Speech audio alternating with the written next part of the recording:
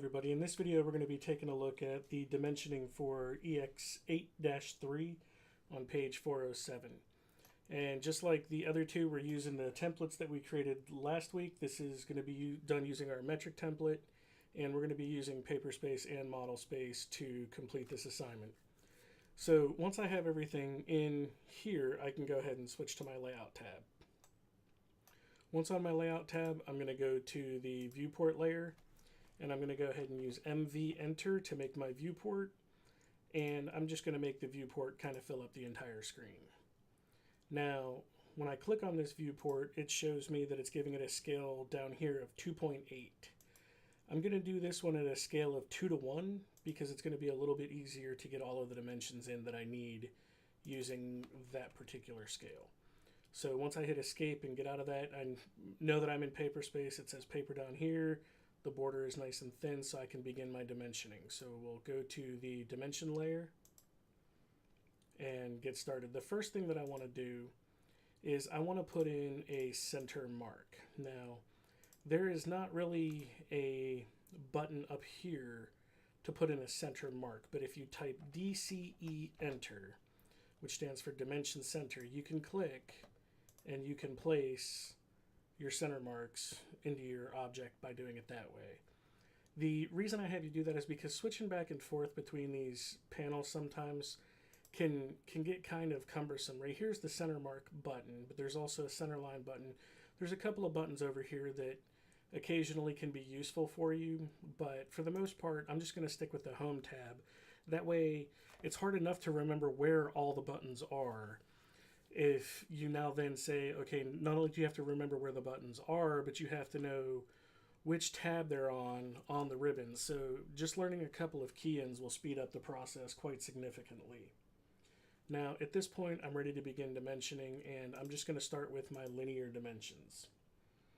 So I have a dimension from the bottom of here to the center point here, which is 17. And then I have got the bottom here to the top here, which is 34. And I need to pay close attention. There's a lot of dimensions on this particular one, and I want to make sure that I get them all. So next I need to go from here to the center. I need to go from this center to this center, and I can line those two up by just left clicking right there. I need from this center to this center, and I can put in this one, and then I need the overall width, and I can put that right there. Now, here's something that I want you all to notice. Dimension number 5 is supposed to be 50, but it comes up as 100 in here. And dimension 3 is 25, dimension 4 is 15. So why did this come up 15, this come up 25? The overall comes up 80, but this one dimension right here comes up as 100. Looks a little bit suspect. Well, here's one of the things that you have to get used to in paper space and model space. If I click my two center marks, then the dimension between this center mark and this center mark is a distance of 100 because my scale is 2:1. If I delete that dimension and go right back to linear dimension, and this time I go from center here to center here, you'll notice that my dimension comes up as 50. When you're dimensioning two things that are in the same space, like the center marks, you're going to have an issue where if everything you're selecting on is in paper space, it's going to give you a paper space dimension as opposed to a model space dimension. There's two ways to combat that. One is just to pay very close attention to what you're clicking on and how you're clicking to make sure that you don't have that problem. The other is we could also put these center marks in the model space, and then we would never have to worry about that issue. Either way is fine. So I'll leave that up to you. After this video, you'll probably see me put a lot of the reference geometry stuff like center marks and things into the actual model space. So I'm going to go ahead and continue dimensioning with my linear dimension. We'll select here to here and bring that up as my 15. We'll get this to this, which is going to be 30. We'll come over here and grab the bottom of this to the center of this. and we get the 45, and then we'll go for the overall height, which is 60. And now I'm just going to do a real quick look and verify that I've got all the dimensions in here. There's 4 down here, 2 over here, 2 over here, 2 up here, and the only 2 dimensions that I'm now missing is dimension 7, which is the R5 8 places, and dimension 10, which is the diameter 14 for 3 holes. So what I'm going to do first is I'm going to come up here and go to the diameter dimension and select this circle, and I'm going to bring this up here. Now this has my arrows going outside of the circle. That's completely fine. I'm not even worried about that. It depends on the dimension style that you're using, and you guys all created your dimension style within the templates that you're using.